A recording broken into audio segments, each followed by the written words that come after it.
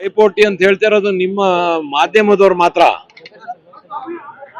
ಈಗ ನಮ್ಮ ರಾಜ್ಯದಲ್ಲಿ ನಮ್ಮ ಮುಖ್ಯಮಂತ್ರಿಗಳು ಯಾರು? ನಿಮ್ಮ ಬಾಯಲ್ಲಿ ಹೇಳಿ.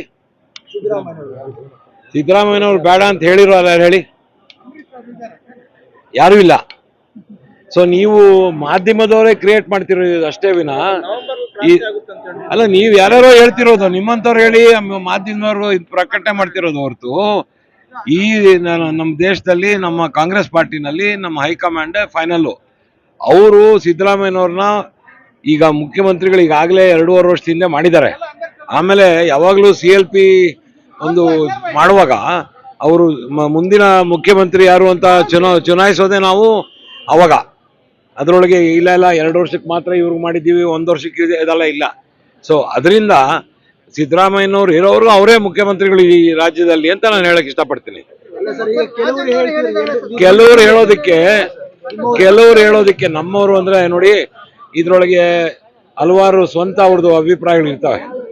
ಈಗ ನಾನು ಕಾಂಗ್ರೆಸ್ ಪಕ್ಷದಲ್ಲಿ 35 ವರ್ಷದಿಂದ ಕೆಲಸ ಮಾಡ್ತಿದ್ದೀನಿ. ನಾನು ಮಂತ್ರಿ ಆಗಿದ್ದೀನಿ. ಮುಂದೇನು ಮಂತ್ರಿ ಆಗೋದು ಆಕಾಂಕ್ಷೆ ಇಟ್ಕೊಂಡಿದ್ರೆ ತಪ್ಪಿಲ್ಲ.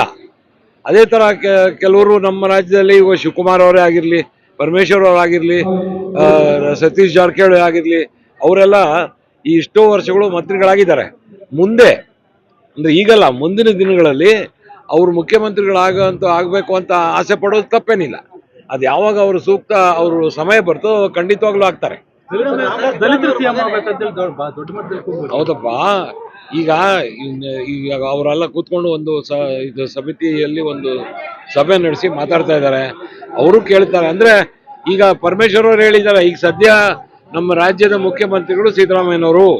ಮುಂದೆ ಏನಾದ್ರು ಅಂದ್ರೆ ನಮ್ಮ ನೆಕ್ಸ್ಟ್ ಚುನಾವಣೆ ಆದ ನಂತರ ಏನಾದ್ರು ಅವಕಾಶ ಇದ್ದಾಗ ನಮ್ಮ ದಲಿತ ಮುಖ್ಯಮಂತ್ರಿಗಳಾಗಿ ಬಿಂಬಿಸ್ಬೇಕು ಅಂತ ಕೇಳ್ತಾ ಇದ್ದಾರೆ. ತಪ್ಪಿಲ್ಲ ಅದರಲ್ಲಿ. ನಾನು ಅದನ್ನು ಸಮರ್ಥಿಸ್ತೇನೆ. ನಾನೇನು ಹೇಳೋಕೆ ಇಷ್ಟಪಡೋದಿಲ್ಲ. ನಾನು ಮೊದಲಿಂದ ಅಪೇಕ್ಷಿಸಿ ನಾನೇನು ತಗೊಂಡಿಲ್ಲ. ಆದ್ರೆ ನಾನು ಸ್ವಾಭಾವಿಕವಾಗಿ ಹೇಳಿದ್ದೇನೆ ಅಂದ್ರೆ, ರಾಜಕಾರಣದಲ್ಲಿ ಇದ್ದ ಮೇಲೆ ಒಂದು ಆಕಾಂಕ್ಷೆ ಜೊತೆಗೆ ಜನಸೇವೆ ಮಾಡೋದು ಮುಖ್ಯ ಉದ್ದೇಶ ಇರಬೇಕು. ಅದ್ ನಾನು ಇಟ್ಕೊಂಡಿದ್ದೀನಿ. ಭಗವಂತ ಇಚ್ಛೆ ಪಟ್ರೆ ನಮ್ಮ ಮುಖ್ಯಮಂತ್ರಿಗಳು ಅವ್ರು ಏನಾದ್ರು ಆಶೀರ್ವಾದ ಮಾಡಿ ಹೈಕಮಾಂಡ್, ಖರ್ಗೆ ಅವರು ಹೈಕಮಾಂಡ್ ಮಾಡಿದ್ರೆ ಸಂತೋಷವಾಗ್ಲೂ ಒಪ್ಕೊಳ್ತಾರೆ. ನಾನು ಕೇಳಿಲ್ಲ. ರಾಜಭವನದಲ್ಲಿ ಪ್ರಮಾಣ ವಚನ ಸ್ವೀಕಾರ ಮಾಡ್ತೀನಿ ಅಂತ ಹೇಳ್ಬಿಟ್ಟು ಬಹಿರಂಗವಾಗಿ ಹೇಳಿಕೆಗಳನ್ನ ಕೊಟ್ಟಿದ್ದಾರೆ. ಶಾಸಕರ ಕಾರ್ಯವೈಖರಿ ಬಗ್ಗೆ ಏನ್ ಹೇಳ್ತೀರಿ? ನಾನು ಅದ್ರ ಬಗ್ಗೆ ಟಿಪ್ಪಣಿ ಮಾಡೋದಿಲ್ಲ. ಯಾಕಂದ್ರೆ ಚಿಕ್ಕಬಳ್ಳಾಪುರ ಕ್ಷೇತ್ರದ ಜನಗಳೇ ಅದನ್ನ ಉತ್ತರ ಕೊಡ್ತಾರೆ. ಪೈಪೋಟಿ ಅಂತ ಹೇಳ್ತಾ ಇರೋದು ನಿಮ್ಮ ಮಾಧ್ಯಮದವ್ರು ಮಾತ್ರ. ಈಗ ನಮ್ಮ ರಾಜ್ಯದಲ್ಲಿ ನಮ್ಮ ಮುಖ್ಯಮಂತ್ರಿಗಳು ಯಾರು? ನಿಮ್ಮ ಬಾಯಲ್ಲಿ ಹೇಳಿ. ಸಿದ್ದರಾಮಯ್ಯನವ್ರು ಬೇಡ ಅಂತ ಹೇಳಿರೋ ಅಲ್ಲ, ಹೇಳಿ. ಯಾರು ಇಲ್ಲ.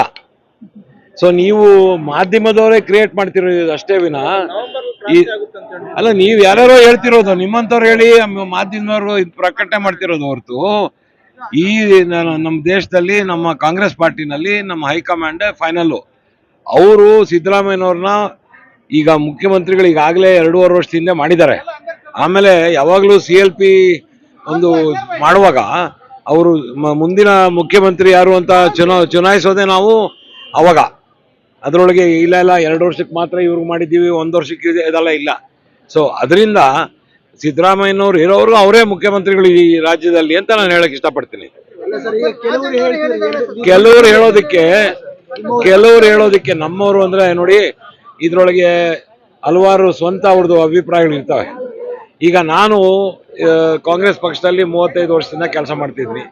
ನಾನು ಮಂತ್ರಿ ಆಗಿದ್ದೀನಿ. ಮುಂದೇನು ಮಂತ್ರಿ ಆಗೋದು ಆಕಾಂಕ್ಷೆ ಇಟ್ಕೊಂಡಿದ್ರೆ ತಪ್ಪಿಲ್ಲ. ಅದೇ ತರ ಕೆಲವರು ನಮ್ಮ ರಾಜ್ಯದಲ್ಲಿ ಈಗ ಶಿವಕುಮಾರ್ ಅವರೇ ಆಗಿರ್ಲಿ, ಪರಮೇಶ್ವರ್ ಅವರಾಗಿರ್ಲಿ, ಸತೀಶ್ ಜಾರಕಿಹೊಳಿ ಆಗಿರ್ಲಿ, ಅವರೆಲ್ಲ ಈ ಇಷ್ಟೋ ವರ್ಷಗಳು ಮಂತ್ರಿಗಳಾಗಿದ್ದಾರೆ. ಮುಂದೆ ಅಂದ್ರೆ ಈಗಲ್ಲ, ಮುಂದಿನ ದಿನಗಳಲ್ಲಿ ಅವರು ಆಗ್ಬೇಕು ಅಂತ ಆಸೆ ಪಡೋದು ತಪ್ಪೇನಿಲ್ಲ. ಅದು ಯಾವಾಗ ಅವರು ಸೂಕ್ತ ಅವರು ಸಮಯ ಬರ್ತೋ ಖಂಡಿತವಾಗ್ಲೂ ಆಗ್ತಾರೆ. ಹೌದಪ್ಪ. ಈಗ ಅವರೆಲ್ಲ ಕೂತ್ಕೊಂಡು ಒಂದು ಇದು ಸಮಿತಿಯಲ್ಲಿ ಒಂದು ಸಭೆ ನಡೆಸಿ ಮಾತಾಡ್ತಾ ಇದ್ದಾರೆ. ಅವರು ಕೇಳ್ತಾರೆ. ಅಂದ್ರೆ ಈಗ ಪರಮೇಶ್ವರ್ ಅವರು ಹೇಳಿದ್ದಾರೆ, ಈಗ ಸದ್ಯ ನಮ್ಮ ರಾಜ್ಯದ ಮುಖ್ಯಮಂತ್ರಿಗಳು ಸಿದ್ದರಾಮಯ್ಯನವರು. ಮುಂದೆ ಏನಾದ್ರು ಅಂದ್ರೆ ನಮ್ಮ ನೆಕ್ಸ್ಟ್ ಚುನಾವಣೆ ಆದ ನಂತರ ಏನಾದ್ರು ಅವಕಾಶ ಇದ್ದಾಗ ನಮ್ಮ ದಲಿತ ಮುಖ್ಯಮಂತ್ರಿಗಳಾಗಿ ಬಿಂಬಿಸ್ಬೇಕು ಅಂತ ಕೇಳ್ತಾ ಇದ್ದಾರೆ, ತಪ್ಪಿಲ್ಲ ಅದರಲ್ಲಿ. ನಾನು ಅದನ್ನು ಸಮರ್ಥಿಸ್ತೇನೆ. ಸಚಿವ ಸ್ಥಾನಕ್ಕಾಗಿ ತಾವು ಕೂಡ ಆಕಾಂಕ್ಷಿ ಅಂತ ಕೇಳ್ಪಟ್ಟಿದ್ದಾರೆ. ನಾನೇನು ಹೇಳೋಕೆ ಇಷ್ಟಪಡೋದಿಲ್ಲ. ನಾನು ಮೊದಲಿಂದ ಅಪೇಕ್ಷಿಸಿ ನಾನೇನು ತಗೊಂಡಿಲ್ಲ. ಆದರೆ ನಾನು ಸ್ವಾಭಾವಿಕವಾಗಿ ಹೇಳಿದ್ದೇನೆ ಅಂದರೆ, ರಾಜಕಾರಣದಲ್ಲಿ ಇದ್ದ ಮೇಲೆ ಒಂದು ಆಕಾಂಕ್ಷೆ ಜೊತೆಗೆ ಜನಸೇವೆ ಮಾಡೋದು ಮುಖ್ಯ ಉದ್ದೇಶ ಇರಬೇಕು. ಅದು ನಾನು ಇಟ್ಕೊಂಡಿದ್ದೀನಿ. ಜವಾಬ್ದಾರಿ ಸಿಕ್ಕರೆ ಮಾಡ್ತಿರೋದು. ಭಗವಂತ ಇಚ್ಛೆ ಪಟ್ಟರೆ ನಮ್ಮ ಮುಖ್ಯಮಂತ್ರಿಗಳು ಅವ್ರು ಏನಾದರೂ ಆಶೀರ್ವಾದ ಮಾಡಿ ಹೈಕಮಾಂಡ್, ಖರ್ಗೆ ಅವರು ಹೈಕಮಾಂಡ್ ಮಾಡಿದ್ರೆ ಸಂತೋಷವಾಗ್ಲೂ ಒಪ್ಕೊಳ್ತಾರೆ. ಸರ್, ಈ ಭಾಗದ ಶಾಸಕರು ಕೂಡ ನಾನು ಕೇಳಿಲ್ಲ. ರಾಜಭವನದಲ್ಲಿ ಪ್ರಮಾಣ ವಚನ ಸ್ವೀಕಾರ ಮಾಡ್ತೀನಿ ಅಂತ ಹೇಳ್ಬಿಟ್ಟು ಬಹಿರಂಗವಾಗಿ ಹೇಳಿಕೆಗಳನ್ನ ಕೊಟ್ಟಿದ್ದಾರೆ. ಯಾರಪ್ಪ? ಚಿಕ್ಕಬಳ್ಳಾಪುರಕ್ಕೆ ಬಂದಿದ್ದೀರಿ, ಶಾಸಕರ ಕಾರ್ಯವೈಖರಿ ಬಗ್ಗೆ ಏನ್ ಹೇಳ್ತೀರಿ? ನಾನು ಅದ್ರ ಬಗ್ಗೆ ಟಿಪ್ಪಣಿ ಮಾಡೋದಿಲ್ಲ.